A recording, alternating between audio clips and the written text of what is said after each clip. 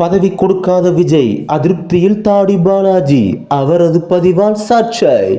நடிகர் விஜய் தற்போது தமிழக வெற்றிக் கழகம் என்ற கட்சியை தொடங்கியிருக்கும் நிலையில் 2026 சட்டமன்ற தேர்தலில் போட்டியிட இருக்கிறார். பகுதி வாரியாக கட்சியின் முக்கிய பொறுப்புகள் தற்போது அறிவிக்கப்பட்டு வருகிறது.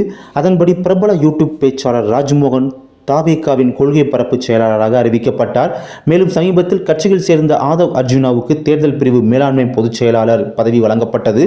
விஜய் கட்சி அறிவித்ததிலிருந்தே நடிகர் தாடி பாலாஜி கட்சி பணிகளில் ஈடுபட்டு வருகிறார். சமீபத்தில் அவர் விஜய் முகத்தை தனது நெஞ்சில் பச்சை குடுத்தியிருந்தார். தற்போது தாவேகாவில் முக்கிய பதவிகள் யாருக்கு என்கிற அறிவிப்புகள் தொடர்ந்து வந்து கொண்டிருக்கிறது. ஆனால் தாடி பாலாஜிக்கு இதுவரை எந்த பதவியும் தரப்படவில்லை. இந்நிலையில் புதிதாக வந்த ஆதவ் அர்ஜுனாவுக்கு பதவி கொடுத்ததை விமர்சித்து ஒரு மீம் தனது வாட்ஸ்அப் ஸ்டேட்டஸில் பதிவிட்டிருக்கிறார் தாடி பாலாஜி.